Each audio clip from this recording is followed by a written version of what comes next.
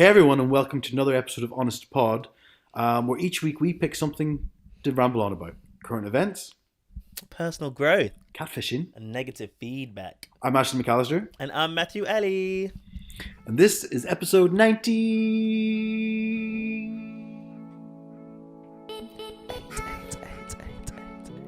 Eight. 8. Woo.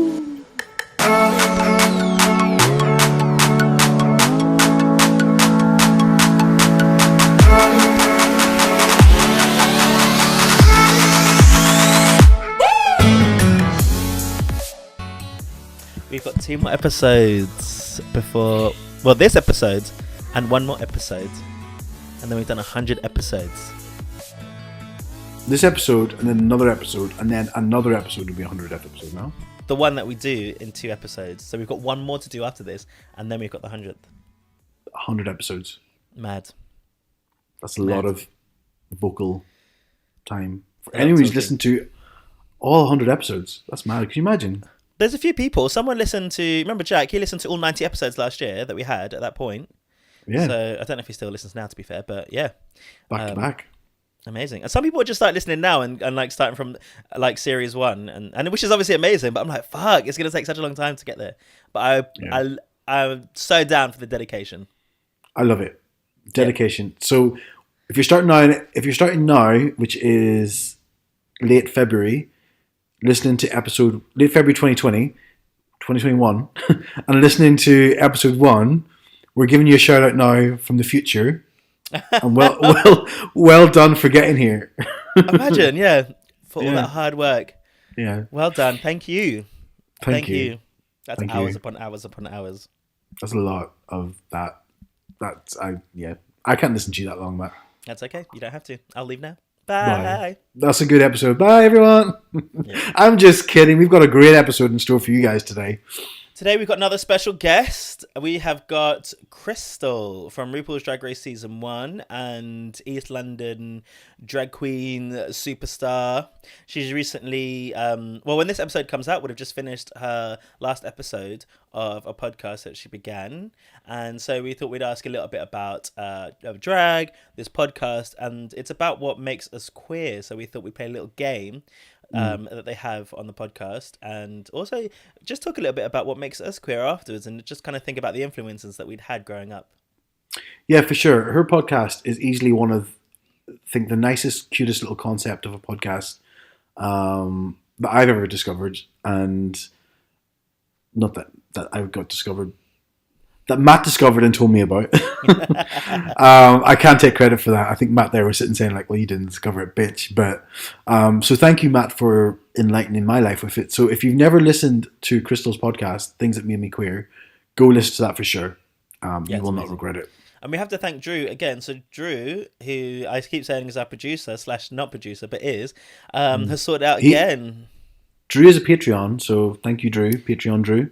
Drew's a Patreon. Drew has sourced 2 of our highest profile guests, Crystal being one of them, Astina being the other. I mean, what else can this bitch? Gave loads of film recommendations, and again, please do your job.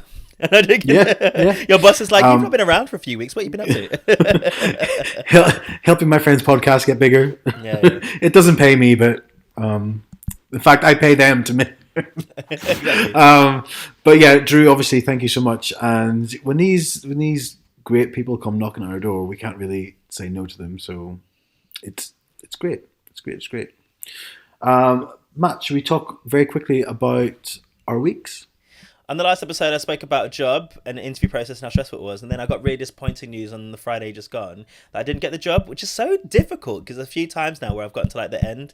But I really appreciate the fact that they were the first person to give me what I felt like was actual constructive feedback. They've taken the time to let me know some, the difference and stuff, which I can use going forward. And that's really important because for those of you who may be looking for work or have done in the past, it's really difficult to get some really good feedback about how you might be able to, what you need to do to get a job. So I really appreciated that. And one thing I'm quite proud of actually is, I don't know why, and I've spoken about stopping like therapy and stuff. This would have been a thing where I need to be like, I need to have my therapy session. I need to use that to sort of bounce back. But I'd gotten the call quite late on Friday. It was like 7:30 p.m., which is obviously really late. And then I felt disappointed and still do now to some extent, but the bounce back was really, really quick. Like I felt, like, okay, well, on to the next one. These are the steps I need to take. This is the feedback that I can use going forward. And it's the first time I would say I've used it as fuel or, to help me move forward. So yeah, that's really disappointing, but let's see what happens. I'm going to keep pushing forward, and when I get a job, hopefully it's the right one and I'm comfortable. Yeah, and I think hopefully the future's brighter now, because with Boris's recent announcements of things hopefully coming out of lockdown, albeit 12, 24, 48 weeks away. I think it's 109 days to the 21st of June. We need to be really careful, though, because everyone's going to harp onto it. Because I don't mind. I'm glad. It's difficult because I'm glad we've got a plan, right? Which is something we haven't had so far. But then I also think that they used to tell us things so far in advance without a plan. And then, like Christmas, for example, all of it had to be cancelled. Now, we've got a plan for each step, but it says something, something, something, no later than April the 12th. Something, something, something, no later than the 21st. And people are going to forget about that real quick. Real quick. And then be like, well, you said the 12th of April, when we need to make sure that these certain criteria are met. So I think you need to manage your expectations as well. Yeah, I think apparently all these flight prices have gone skyrocketed because everyone's booking flights now for after the 21st of June. So it's like the travel companies are going to make a mint. How's your week been? Week's been good. Another week, another injury in my case. I hurt my back a couple of weeks ago. My top of my back. Walking, wasn't it? Walking. I hurt the top of my back from cycling and running. And then the other day I hurt the bottom of my back from walking. Yeah, cycling and walking. These intense sports, you need to stop. No. I need to go back to doing something easy like CrossFit. You might be the first person in the world to hurt their upper back from cycling. Well, no, you hunch over you quite a lot. You've got very bad posture. I have terrible posture. Nothing else really. Just recently, literally before we started recording, found out that somebody's been using my pictures to catfish people. So I need to get on the back of that. So thank you, listener, for... Who said the other catfish story? I don't think I told it on here, did I? Somebody had used some other person had used my pictures on Instagram, but they didn't use my face pictures. Is that what you mean? Yeah. They use someone else's. They use my name. They use pictures of the dog. They use pictures I've taken in Ireland and London. Just not my face pics. It's like, I don't know whether to be complimented or insulted by this. Yeah. Definitely insulted. Because they had face pictures of someone else, though. That's the thing. It's not like they didn't have any face pictures. They had face pictures of someone else, but then in your life, that you put on there. Yeah. I'm just ugly, but I have a good life. But yeah, so I'm going to message this person now and get to the bottom of this catfishing. I think I need to apply to Instagram to get a blue tick. No, I mean, the only other thing I wanted to talk about quickly this week is one of our very early listeners, and if you're one of those people listening way back, the first episodes, you'll remember that this lady who I went to school with said that she listened to the podcast, and what makes it stand out, and I think Matt and I both agreed at the time, is she said that she didn't think she'd be the type of person this podcast was aimed at as a straight woman, but she loved it and she gave us a shout out. And we said back then, it's like people like that who listen to stories and narratives outside what they're exposed to on a daily basis is what really helps spread a positive message for any minority. I think I'd be so interested in how many straight women we have, because I think we got a few, So this lady, her name is Emma Pratt.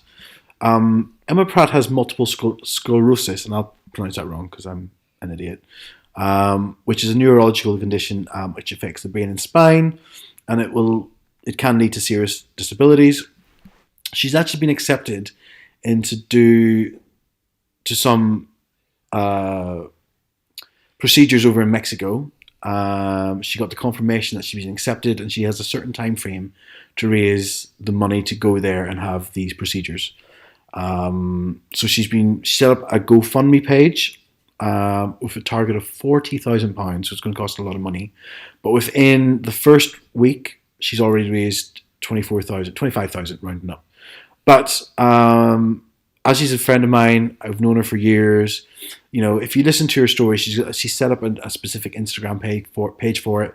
You know, she just wants to like be able to walk her kids. She's got 2 young kids, walk the kids down the aisle when they get married. You know, dance at their weddings, do things that a lot of other people might take for granted. So if you're feeling generous, it'd be really great if you could just dig deep and, you know, donate what you can, £5, £10, whatever you feel like you can donate. It'd be really, really good. The easiest way to find the page is just to go to Google and say, help Emma get to Mexico for HSCT, and she'll be the first hit up there. So thank you very much, guys.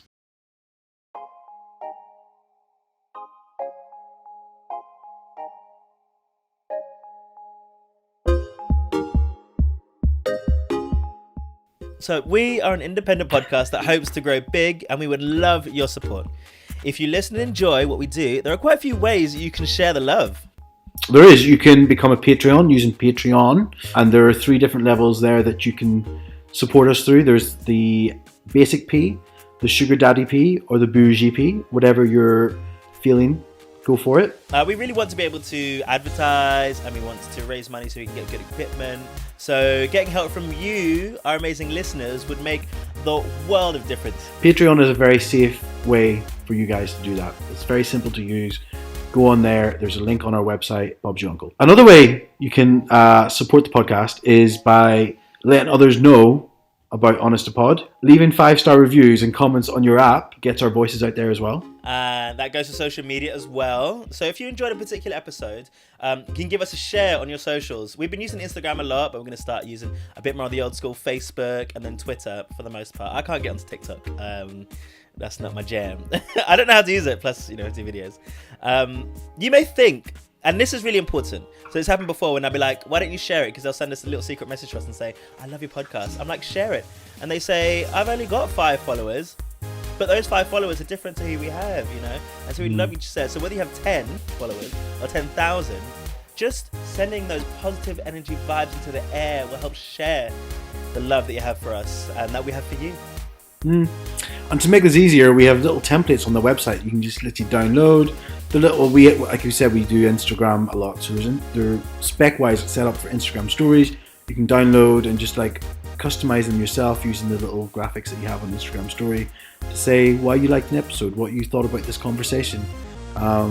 It's all there for you guys, and we love you. And like Matt said, we want to grow. So anything you can do to help support us and help us grow is much appreciated. Thank you so much for those that have been supporting us the whole time, and thank you for our future supporters. Yeah, for sure. Thanks, everyone. Thank you.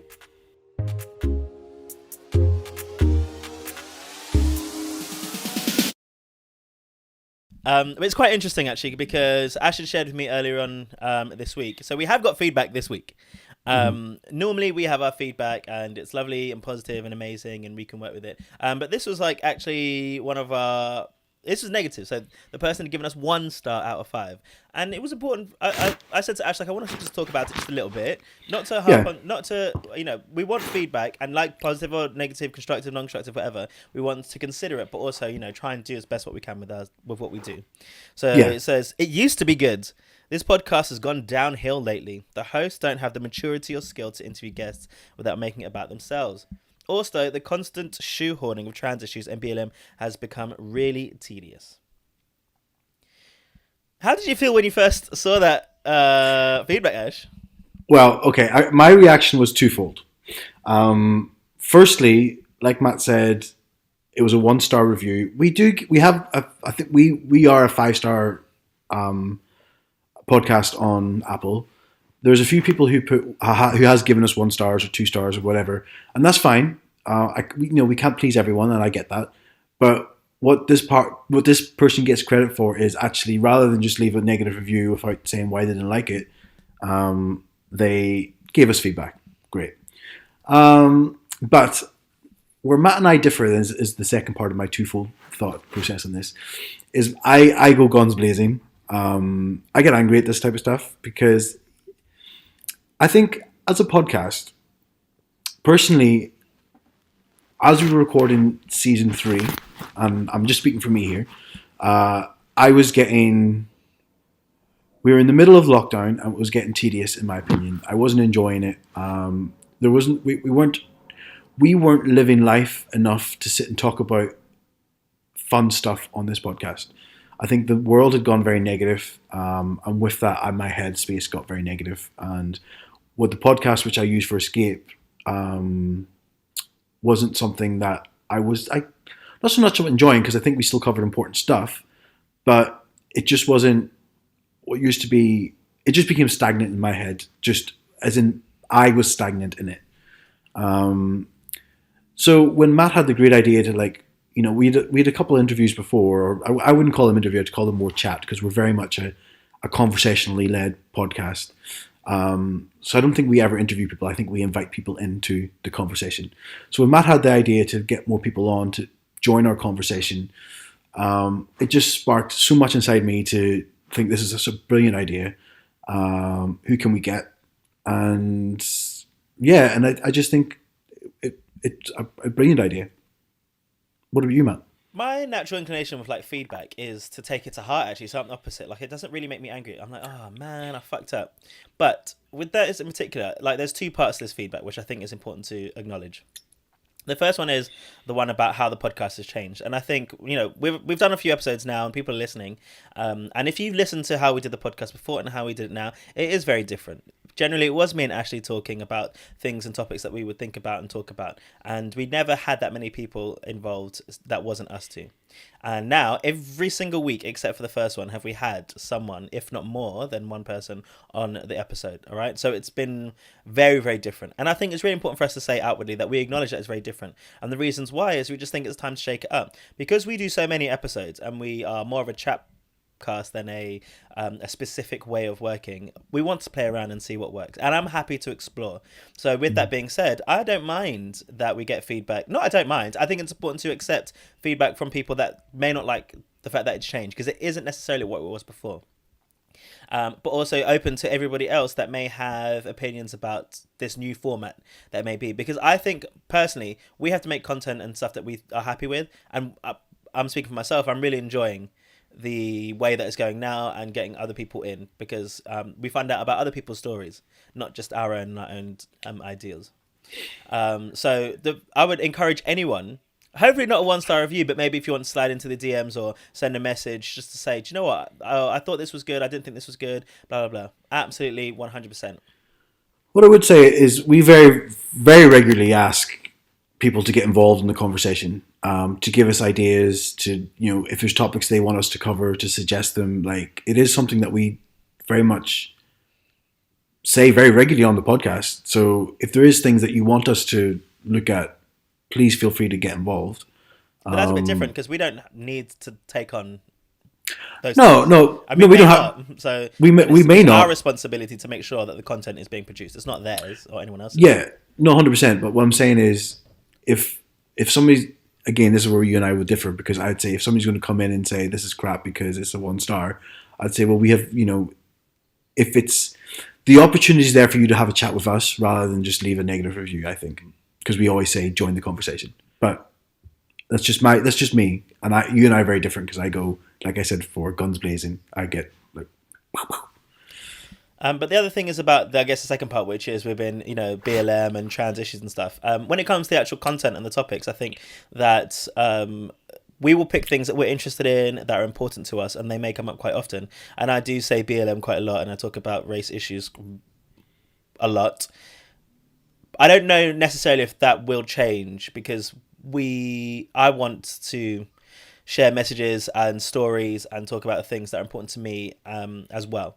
And that's going to happen. I'm not going to change necessarily the repetitiveness of that, because they are issues that needs to be repeated, is what I believe. So it won't be, it may be every week, it might not be. We don't plan it in terms of, okay, we've spoken too many things about black people, we need to change this. We just be like, okay, it actually tends to be, whoever we have on, what is your take on what's happening in the world right now? And what is your take on the world right now? And we talk about the same things and just get differing opinions about the topics that are important to us. And I think that part will most likely happen again, and will continue to happen. So if you do manage to listen to this episode, and anyone else, but you're not sure, that's going to happen, unfortunately for you, but fortunately for us. Yeah, I mean, I took issue with the word shoehorning. Like, we're forcing it into the conversation, but these are very much important conversations that, if as a black gay man affects you, Black Lives Matter affects you, and we've had instances on this podcast where, as a white guy, a white gay guy, I've taken a very one-sided view on things, and I've been educated in a lot of stuff that I'm ignorant towards. So, the term shoehorn was a bit odd for me. And yeah, like Matt says, I agree. These are important conversations. We're not going to change that. If issues come up that we think are necessary to talk about, we'll definitely talk about them. And maybe again and again. We might talk about them again and again. That's a different thing. It's not going to be like that, no, too. The only way we'll probably change that is when the world changes, because that's the importance of these conversations. So. But yeah, I'll say thank you for the feedback. I'll say that, Ashley, don't worry. And we do want feedback. We don't want to have 1-star reviews. I'll put it out there. I'd love it if they were all 5-star, but it's not always going to be possible. However, if you feel so inclined and even emotive about it, because shoehorning is, a kind of judgmental word in that respect, I personally have no problem with that. Don't go to Ashley, and I'll just we can have a conversation. But if you don't want to, that's no problem as well. But I want to say, to wrap it up, we acknowledge that the podcast is different, and that we will continue to explore the way that we want to produce this, because we do a lot, probably too much sometimes. So we need to try and keep it as interesting as possible. If Grey's Anatomy was the same every single week, it wouldn't have lasted that long. If Madonna didn't change, she wouldn't have lasted as long as she did. Okay. And that's just what we are. We're going to keep on trying to adapt because we want to do the podcast. And the other thing is we're going to continue to talk about issues that are important to us and that come up. And that's just that with that bit. Thank you very much, though, for everyone listening. And I think we should get onto our bit with Crystal and talk about being kind and everything that makes us queer. Yay!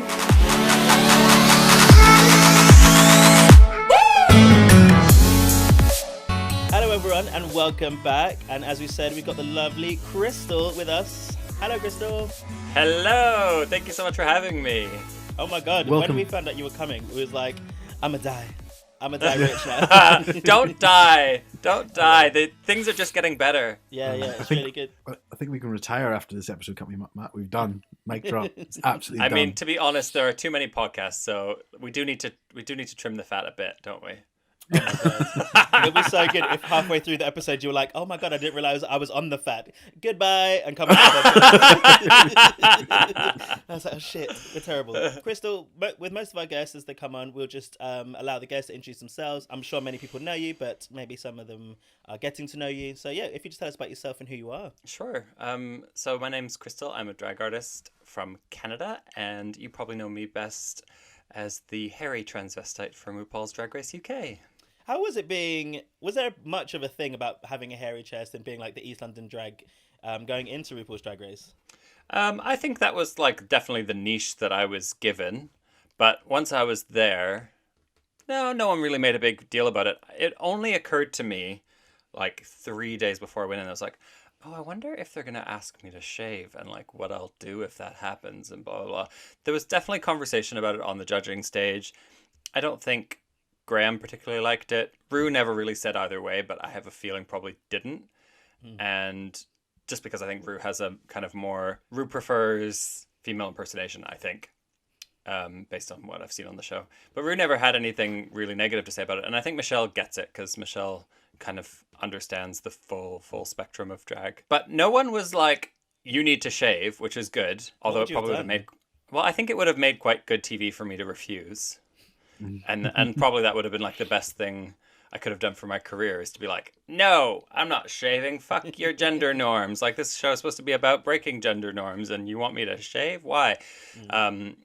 So they probably were pretty aware that was not something that they wanted to tackle. No, I do sometimes get people's point, especially if I'm doing a female character. I think Graham said once that it kind of took me out of the character, seeing your hairy chest. But it takes quite a big suspension of disbelief to pretend any of us are women anyway. So I don't really see how the hairy chest is hurting it that much. One thing I did stop doing after seeing myself on the show is stop painting in cleavage into my chest there, because I just decided, it's either one or the other. It's not both. It would be really difficult. I don't know if you ever watched like America's Next Top Model back in the day when everyone was told to like cut their hair off and change it, and there's a lot of pressure put onto people. And now that's getting a lot of backlash about how you're trying to change people and put this pressure to fit into something. Wasn't there a girl that they widened the gap in her teeth?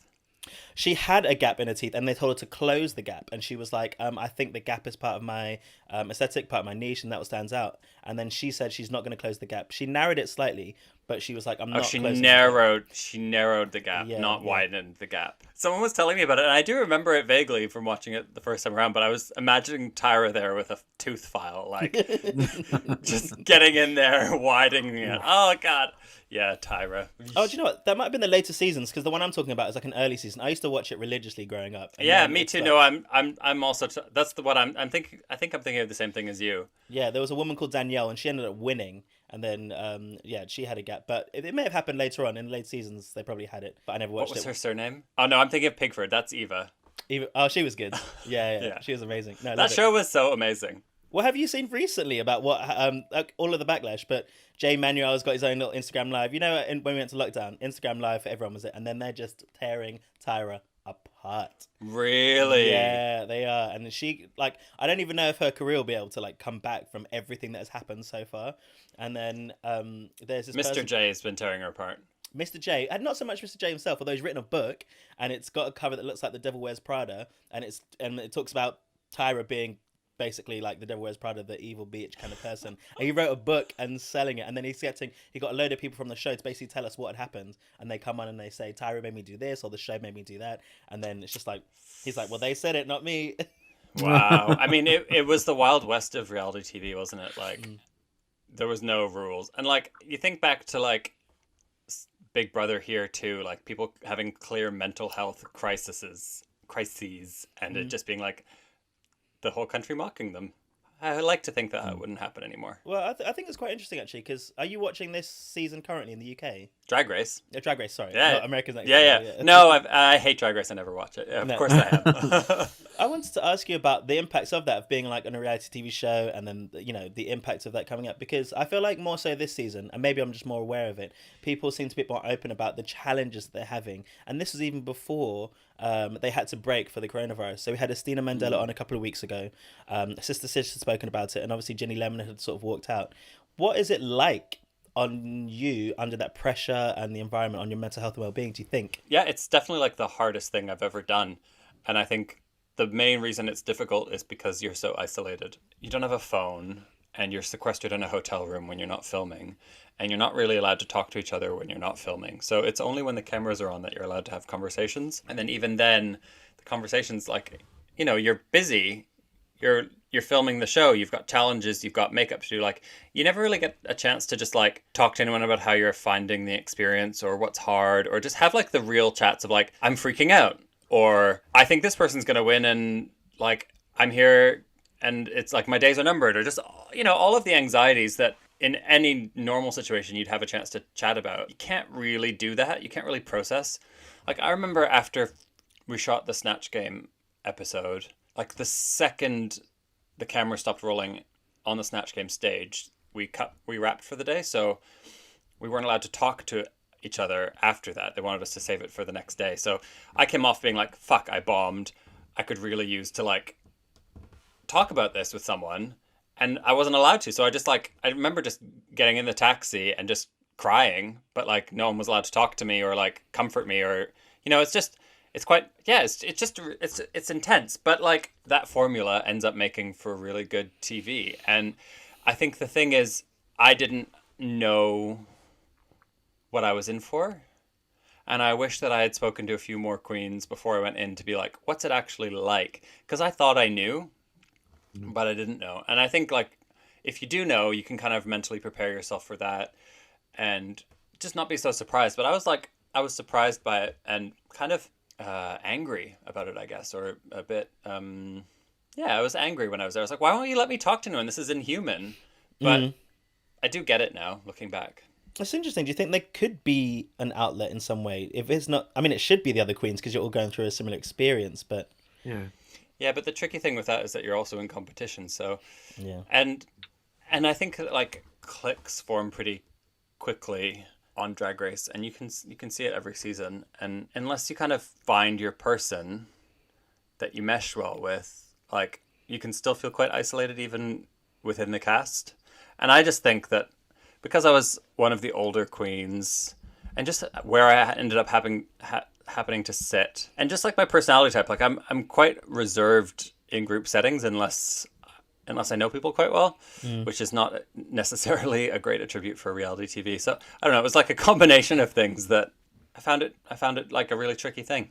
But some people go on there and thrive, and it's just a question of personality types, I think. Yeah, I mean it is, and there's some big personalities in your season as well. I guess. Yeah, I guess. Yeah, If somebody. like and I'm the kind of person that if I see two or three people shouting to get the attention, I don't fancy adding to that. I would rather like the attention land on me naturally than like fight my way for camera time, and that is also like a really terrible attribute for reality TV. Like it's not the way to stand out on a TV show, but I think it also maybe makes you less of an asshole.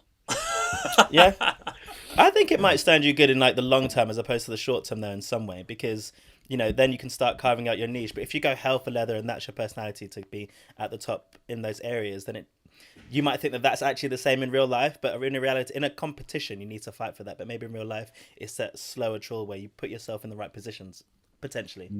Yeah, for sure. And like you definitely see queens who get a backlash because they're too far the other way. So like if you think about Silky Ganache or Candy Muse is getting it this season, like people can sometimes get really put off because they think someone's trying too hard or they're too mouthy. So it's very hard to get that balance right. My mum is a recent convert into Drag Race, and she likes to tell me everyone who she thinks is annoying. So yeah, mums do not hold back. Mums do not hold back. Well, I remember a friend of mine, like right after I filmed Drag Race, and I was like, it was before it had come out, and I didn't know what it was going to be like, and blah, blah, blah. Like everyone knew I was on it, and I guess it probably was season 11 was out in the US, and yeah, it was Silky Nash, and someone was like, "Oh, I just can't stand Silky, like they drive me insane. I hate them." And I'm like, "How can you say that to me, knowing like I've just filmed this?" And she's like, "Well, no one's gonna hate you." I'm like, "Well, someone might, and it will be just as arbitrary." And it's people forget that these aren't characters that people are playing; they're real people, and it's just like, I don't know, be kind. They're putting on a show for you at the end of the day. Like you're getting free entertainment. So if you don't like it, just move on. Having now watched your season, how do you think your personality came across? Are you happy with how the editing? Because obviously could be a big twist in some things, but are you happy with what was portrayed? I think that like I definitely could have given them more. Like it with hindsight, like I wish that I had been a bit more outgoing and pushed myself a bit harder and all of that stuff. But I think that the edit is pretty fair. Like they can't make you say anything you didn't say. They do it probably drives the narrative, but as you say, like you say nice things, you are a nice person. I feel like, is it a trait of Canadians just in general? Because we've got to play on it. So we play for a rugby team called the King's Cross Steelers, and it's a gay rugby team. And someone from your season, so Something Wong, used to be a member of that rugby team.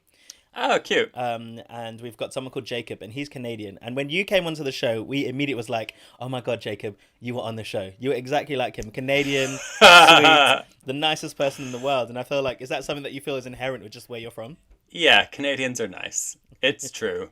And like, there's that thing, I think, in Britain where people put politeness before like niceness, I think, or politeness is interpreted as niceness. People want to stay out of each other's way in Britain and respect people's boundaries and just be polite. And that can end up being a bit standoffish, I think. Whereas Canadians, I think, tend to be a bit more like you'll be walking down the street and people will stop you to tell you they like your shoes. And like that doesn't happen in the UK because people are too much like boxed into their own little worlds, I think. It's the same in America. Like, I think it's the same kind of vibe. You've been here for such a long time, though. What are some of the biggest difference? What have you started taking on some of these Londonisms or these UKisms that you just think your family are like, you need to stop? Yeah, for sure. Like, I don't think I can tell anymore. And sometimes I don't know what, like, I just don't know what the British word is versus the North American word. Like, I can't, sometimes I can't think of the right word and I don't even know which country I'm in. And, like, I'll go home and people say, you sound British. And I'm here and people say, I sound Canadian. So I think I'm just kind of stuck somewhere in the middle of the Atlantic. Yeah, I'm the same. People, because I'm from Ireland originally, so people think I sound English when I go home, but I still sound Irish here. So I'm stuck Yeah, in the actually, middle. now you're saying that, I can hear it, but I didn't notice it at first. Ah, well, Yeah, I guess I thought you sounded English, but I'm also wow. just terrible. Like, I just don't hear accents anymore. Like, I can be talking to someone for an hour and then suddenly be like, "Oh, you're also Canadian, aren't you?" Like, I didn't even notice. So we want to talk a little bit about your podcast that's come out recently. And Mm. we spoke about it just before because we started listening to it. So you only just started it a few episodes in. Tell us about your podcast. Yeah, so it's called The Things That Made Me Queer, and it's basically like the unauthorized Desert Island Discs spin-off. That is exactly what Ash said. I said, Yeah. yeah, yeah. So the initial idea was that I wanted to do a gay Desert Island Discs kind of thing, which was going to be like the soundtrack of your gay life. But turns out it's quite difficult to get music rights for podcasts. So I went back to the drawing board and decided it would be more about items that shaped your queer experience, and it could be across different kinds of media. And I actually think it ended up being better for that because it gives you a few more like ways of chatting to someone, and you don't just need to talk about the music because music's great, but you know there's other things as well. So yeah, we talk about each guest every week brings a person, a place, some music, a film or TV show, and a wild card, and we use them to talk about like their queer journey from childhood to adolescence to kind of modern day. It's a super cute podcast. Like Matt said, I listen.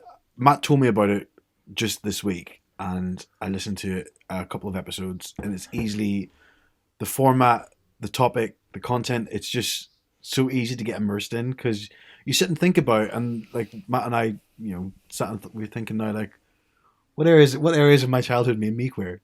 Like, what is it? What is it? And it's just nice to always. I think obviously, for me personally, it's always nice to sit and go down memory lane and think of the Yeah. nostalgia of all the things. Well, when you're a drag performer, you're constantly kind of mining those experiences for drag characters or for performances or for looks. So I'm kind of constantly thinking about that stuff for myself, and it's just really interesting to hear those things from other people too. And it's not just drag queens that do it, but maybe drag queens have to think about it a little bit more often. But yeah, every queer person has those defining moments that are like, oh, I think that man is hot. Oh, or like, I'm just thinking of one right now. Like, I used to deliver newspapers, and I remember like on Saturdays there would be like a Sears catalog like in the thing, and I would like flip to the underwear section as like as I was delivering the newspaper. Yeah, just like things like that, and they can be wrapped up in like shameful memories or like excitement or lust or all sorts of things. So it's really fascinating. It's like unauthorized self-help. Yeah, it really delves into those things because you may not think about it now that you said about like the underwear and stuff. And I remember we did work experience and for jobs, and I remember working in a retail shop and there was underwear there, and I'd be like just walking up and down the same aisle all the time, being like, Yeah, totally.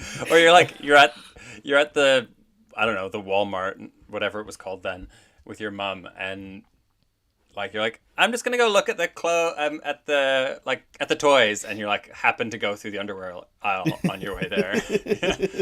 It's so good. Oh, I got lost. What are some of the things would you say then like have shaped you as a person? What are some of the things that made you queer? Well, as a kid, I was really into like fantasy and sci-fi. I still am actually, and so those were kind of like the worlds that I would escape to if I was lonely or feeling weird. So the characters from those sorts of things are really shaped definitely my drag, but my interests going forward. So it's like witches and Bond femme fatales and sexy sorceresses and superheroes and all that kind of stuff. Like the X-Men, for example, were a huge thing for me, because the women were so like hot and powerful and in control, but then also like all of the drawing was so porny, especially in the 90s. So it's like you've got like hot guys and like really cool women, and it's just like, and the whole thing is an allegory for being different. So it's amazing. I was obsessed with Rogue, obsessed with Cartoon Rogue. I was, she could do anything except so good. Anything. For me, it was Jean Grey for me, but like I totally get the Rogue thing too. For some reason, I really like Jubilee, and I have no idea why. She's so weird. No one ever says that was my jam. I don't know what. I was like, I really want to do like fireworks and shit, and I was like, what? Why do I like this? I mean, Jubilee very important for Asian representation, but I don't think she's like. Yeah, she's not exactly like. No, she's dead. The coolest. Here's some light. Here's some light. Are you watching WandaVision? Yes, it's so good. Have you? What do you think of the bringing in the X-Men Petrov into obviously this world is? I love it. Creamed myself when he came to the door. Yeah, like, it's so fun, and I've been pretty good about avoiding spoilers for it, so I'm just pleasantly surprised whenever it happens. I feel like every episode it like changes the game a little bit, so it's nice because I feel constantly on my toes.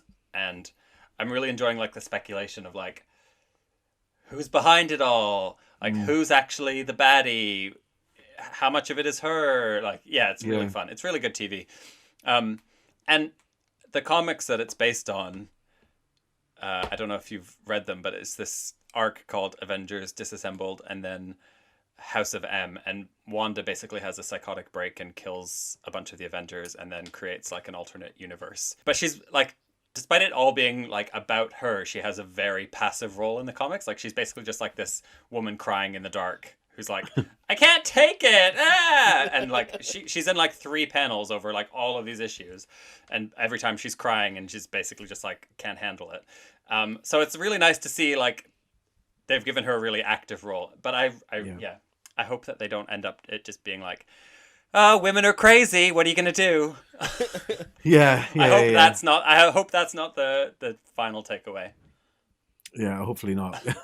I mean, she did lose the love of her life and her brother, but she's if anyone has the right to go a bit off the deep end, it's probably someone whose like country was destroyed, parents killed, brother killed, partner killed. It's probably fair enough. Yeah, it is good. But it is just annoying that it's always like the women who can't take it. You know what I mean? Did you guys watch It's a Sin?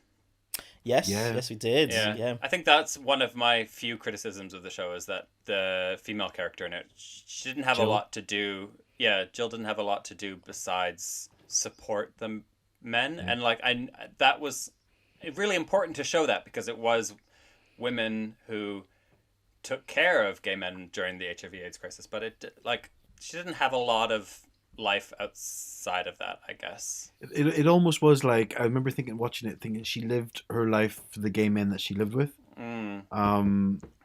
Like she had no, like, I mean, she was, we left thinking, oh, we all needed Jill in our lives because she was such a beautiful, wonderful character. And I think one of my favorite characters in the series, but you're right, like she didn't have a life outside supporting the gay men, and it was we could probably all use a Jill in our lives, but I'm not sure anyone deserves one because it's a bit like selfish to have. That's a Jill, very true. Maybe. That's very true. She was devoted to him. You'd think that she was chaste by the way that they did it, because I was like, even if she did support the gay men, there would be like an overall motivation as to why she would be like that. Did she have struggles with if she wanted a relationship or boys or anything like that, or didn't feel comfortable in outside the situation? But yeah, they really didn't explore her, especially when she ended up being really the main focus, especially towards the end.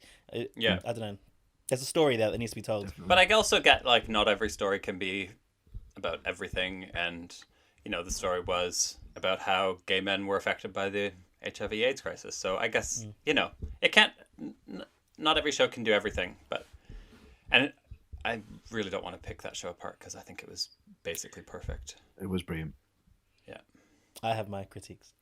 Yeah.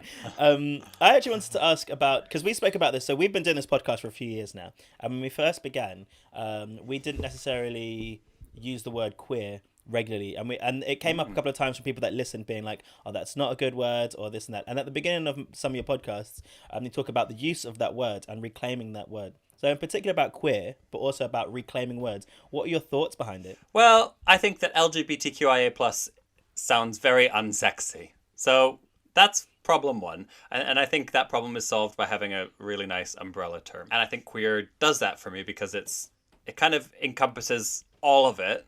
It's how I've described myself for like the last 10 years. It's been the word that made sense for me. But I get that I'm coming from a really North American point of view where that word wasn't weaponized in the same way.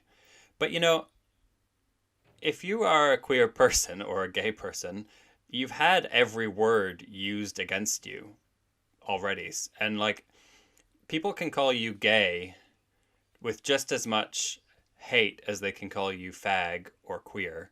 And no one's going to say we can't use the word gay because it's been used against us. And the fact is that gay was also a slur before people reclaimed it themselves. Like in the 100 years ago, gay was a pejorative used by straight people about gay people.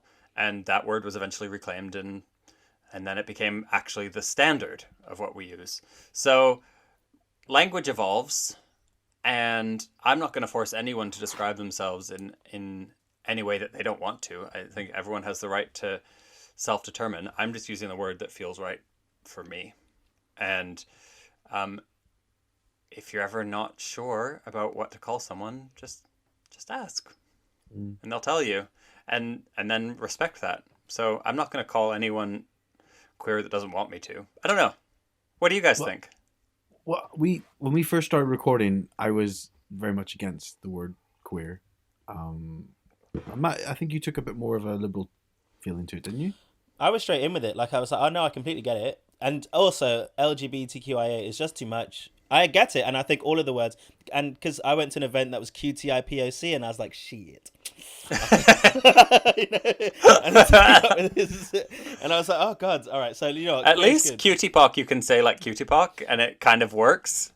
Do you think that Cutie works? pock. It's better than LGBTQIA plus. Yeah, absolutely.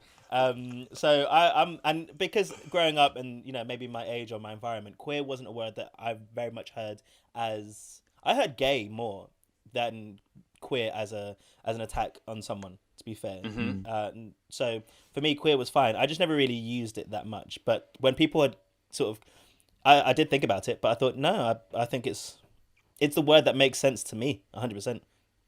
And I've warmed to it. I use it now in the context that you guys use it in, and it doesn't bother me. I don't know why it did, and obviously there could be hundreds of reasons why it did, but will not make us a therapy session.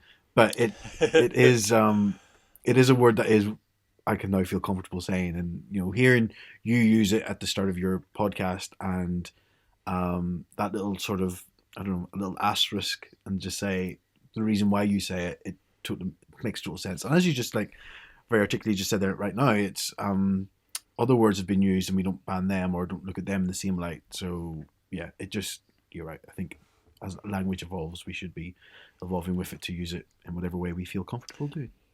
Totally. And like, if a friend calls me faggot, like I'm absolutely fine with that too. So it just goes to show that like intent can really be very important when it comes to language. And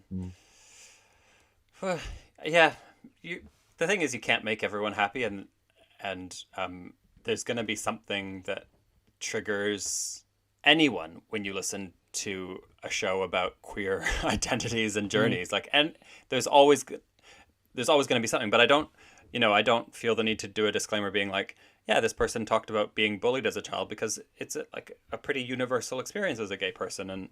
And even though it might be kind of upsetting to hear about, we're not going to say we shouldn't talk about that. And I guess I kind of see reclaiming in the same sort of frame. But yeah, I get it's not easy. It's not straightforward. No, I also had I had someone tell me that they thought I was giving homophobes ammunition by saying the things that made me queer, as though it was not self-evident that kind of nothing makes you queer, and it's actually talking more about the things that helped you understand it. But they were like, well, the title is misleading, and homophobes will use that against us, saying that things can make you gay or make you not gay. If a homophobe wants to find an issue with my podcast, they're gonna find one. But like, Yeah. I can't make a podcast for the homophobes. Yeah. No. Do you know what I mean? Like, Yeah. good luck to you if you're trying to please everyone that way. Yeah.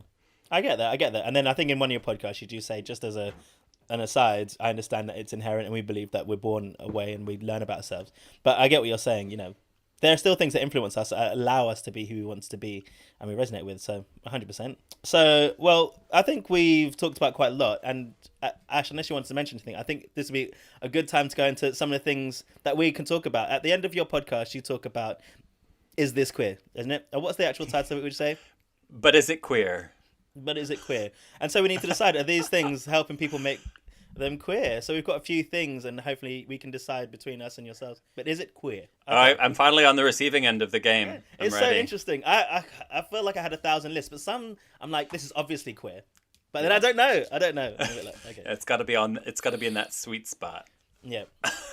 All right. Well, we'll do a couple of them. I'm going to do one, then Ash will do one, then I'll do one, just so we can flip it up a little bit. Okay, great. All right. I'm ready. So the first one I have is candles. Are candles queer? It depends. Yankee, what are they called? Yankee candles? Yeah. Not queer. No. Artisanal, made by a witchy lesbian, bought at a flea market? Queer. Okay. And then something like an Aesop or like a Le Labo candle, on the fence. Do you think price has a factor into whether a candle's queer or not? No, because you could.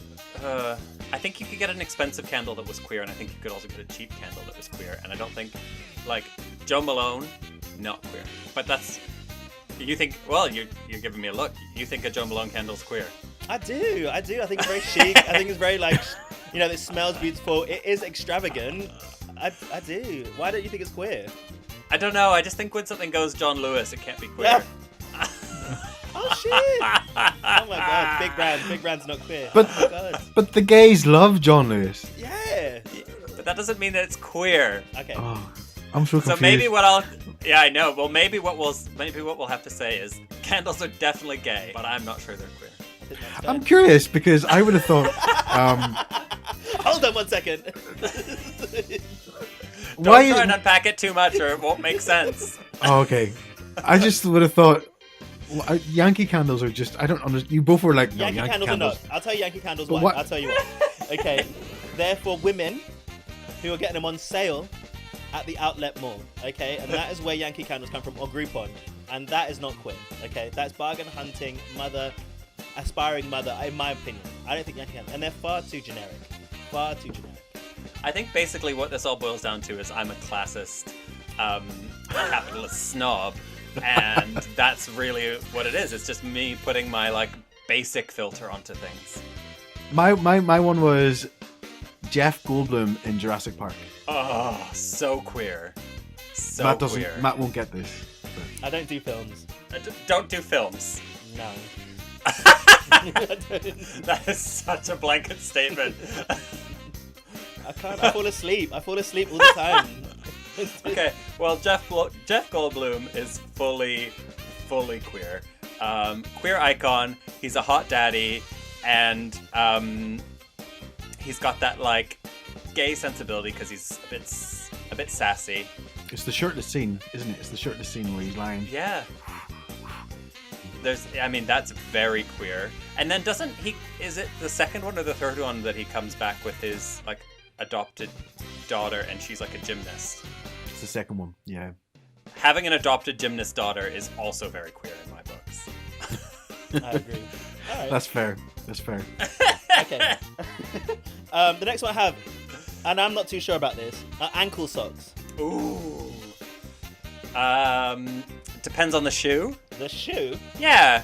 Like, trying to think. Like, I think like a frilly ankle sock coming out of like a Doc Marten. Very queer. 100%. But like a sports ankle sock in a trainer. not so sure. I think I'm too gay, and that's what I'm thinking about now, because we're pretty much like, I've got my rugby guys and my friends and stuff, and I don't have, because I'm like, I thought ankle socks were really queer, but they're not, are they? They're super gay. What does an ankle sock mean to you? It's a sock that ends just below the ankle, and so people can expose their ankles with their high, like, you know, those calf showing trousers. Right, I see. So we're talking about like when you've got your chinos rolled up and you're wearing some boat shoes, and basically those are 2 red flags right there, babes. I've said chinos and I've said boat shoes. Okay. So nothing else that follows is going to be queer, is it? Alright.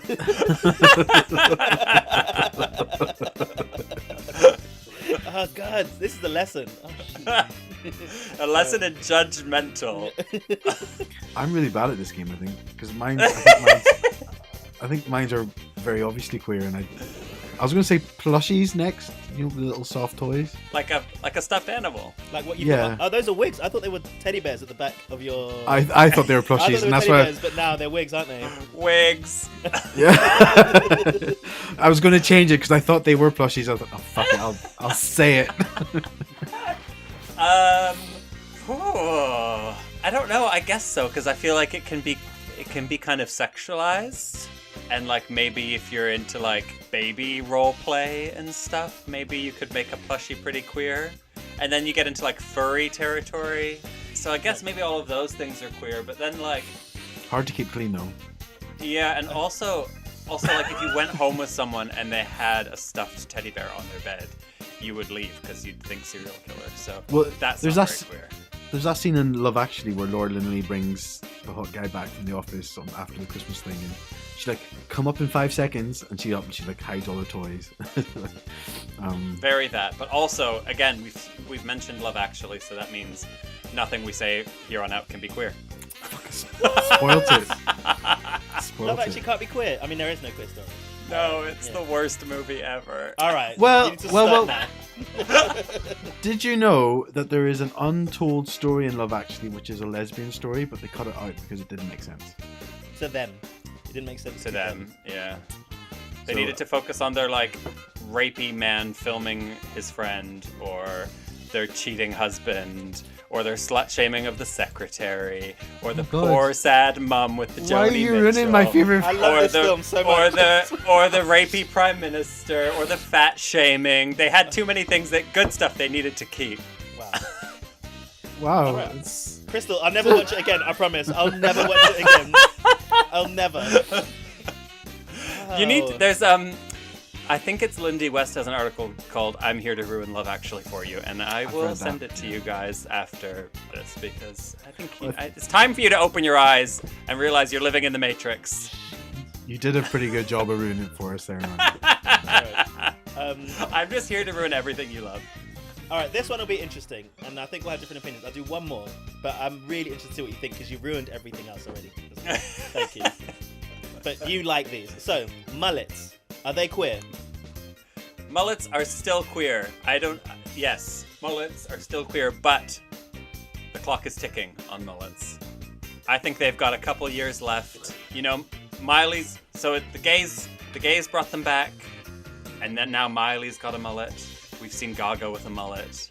It's only a matter of time until there are mullets in our high schools, and then they will officially no longer be queer.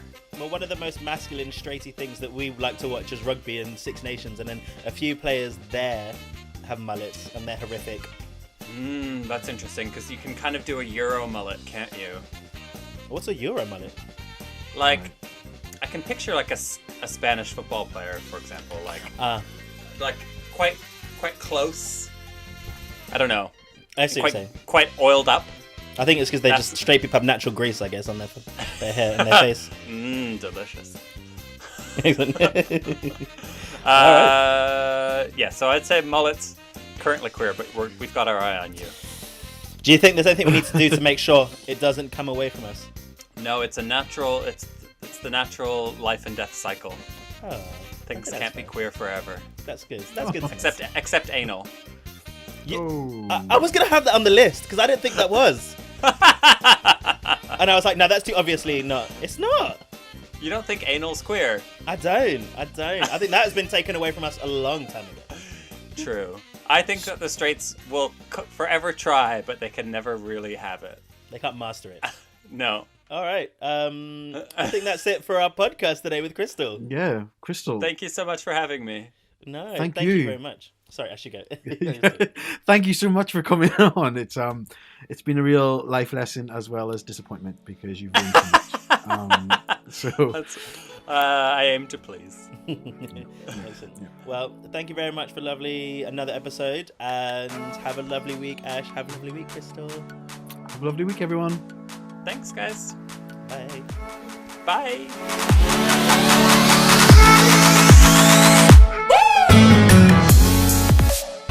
Ashley, what a lovely, lovely, lovely person and conversation. We covered so much, I felt like. Yeah, it was good. We covered shitloads. I have to say, like I think I said it before, I said it during, I'll say it now again after. Go listen to that podcast because it's funny, it's interesting, it's camp. I love this. I love the opening music. I've listened to it nonstop since. Great track. The thing I'm most disappointed by is the fact that for me, first it was Michael Jackson, then it was R. Kelly, and now if I come into Limerick and Love Actually's on, I'm gonna have to leave. I can't watch it because Love Actually, yeah. we're not allowed to. We're not allowed to watch that film now, Ma. It's Christmas cancelled. I do like that film, you know. I love that film. I might have to watch it low key and just pretend I don't watch it. Sorry, Crystal. Just on your own, no one around. Mom, don't come in. What are you doing? Yeah. I'm wanking. Don't come in. Yeah, but then Ash and I said we'll have a little conversation. We had a thought about this. I certainly did while listening to the podcast because I was like, as people in general, but also queer people, there are things I feel like that highlight our development and help us build who we are. And I thought we might share a little bit about what makes us queer. Yeah. Shall I go first? Yeah. So, yeah. You go first.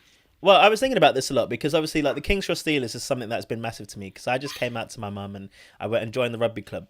But there was a person in particular that I wanted to highlight because we talk about the 5 areas on the podcast, what makes us queer, or makes me queer.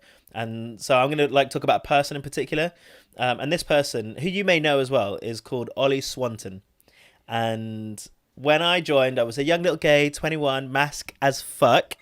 Had never really known many gay people, and then we just gravitated towards each other. And what's so interesting is, I don't know if I think I'm this for you, but I might be wrong. But there's someone that just allows you to have that little bit of extra flair, that little bit of flavour, and to be okay. Mm-hmm. And he was that person. Every time we came together, we were just cackling. And I wouldn't describe him as camp personally. I would just describe him as him.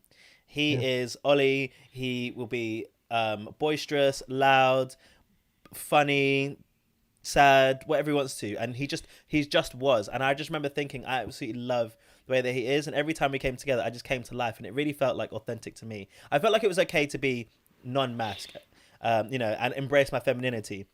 He wasn't necessarily like that, but that's what I took from it. And now I proudly wear my femininity on my arms as much as possible and say, okay, I can be a little bit sassy, I can be a little bit that. And it's really important because I went to a wedding with him and my mum, right? To my friend's wedding. And my mum had never met him. And me and my mum didn't have a great relationship because, she didn't necessarily agree with what was deemed as my lifestyle choice at the time. And it didn't go very well. But I invited her to this wedding that I was going to, and Ollie came. And she loved Ollie. He's one of those people that everybody just loves and just gravitates towards. And you can't dislike him because he's just such a fun person. And I feel like from that point onwards, my mum kind of understood the mannerisms that I was adopting from that point onwards, and the little bit of talk and head neck roll and shit that I used to do, because he was such a wonderful person, and he was so nice and so kind, a bit rude about someone at the table, but in a funny way. And my mum just absolutely adored it. And I feel like that really helped bridge the gap of what I thought my mum's idea was of who I was going to be and what I actually was at that time and going forward. So Ollie Swanton, shout out to you. He's definitely the person that was just like my inspiration. He allowed me the space to be who I want to be and really helped me accept who I am and the parts that I was becoming. So yeah, I absolutely love him. And he's one of those friends that we don't speak that much, but when you go away, we might not speak for like 2 years, come back straight back into it, back into it. Not, I was going to say not a beat missed, not a beat skipped. I don't know what the word is. I don't know. We're not beat skipped. Not skipped a beat. Yeah, But yeah, we just get straight back into it, no matter when, and I love him for it. Oh, well, you would 100% be that person for me. I think whenever you and I became very friendly way back when, I think a lot of people noticed a change in me. I was just a happier person. And that's you. So you would be my person on that list, to be honest. But I wasn't. I did it. I was doing it very serious, and I thought, well, so in the podcast, I asked for a person, a film, TV, some music, a place, and a wild card. So I'm gonna go down the wild card. And I was thinking about this, and it's I don't know. I'll say it, and you can be like, "What the fuck?" It probably suits better for that segment we did with Crystal. Is this gay or is this queer? But do you remember the sweets refresher bars? Yeah. That is my wild card. The thing that made me queer. I just think sherbet is like the unicorns of the sweet world. Like, it's sweet, it's, tart. You chew that, you break off that refresher, and you get that mouthful of dust, and you gag, and it's just got me to practicing. Yeah, I love those sweets. They're definitely gay sweets, queer sweets. Okay, refreshers, fair enough. I didn't think you were going to go there. What did you think I was going to do? Something emotional or real? Me? From me? Yeah, but fair enough. Yeah, I wanted to. I mean, I was going to talk about place being Leeds and where I came out, but I thought that's just boring. So we'll go a bit left wing and go refresher bars. Ashley, thank you very much. Thank you. Guys, make sure you check out Monday. We'll have Jordan back on the podcast for a little bit of Agony Ash. But for now, let's cause it a wrap. Let's finish it up. Whoop, whoop, whoop, whoop, whoop. Have a lovely weekend. Enjoy the Six Nations. There's no point anymore. Not for you. No. Bye. Bye-bye, everyone.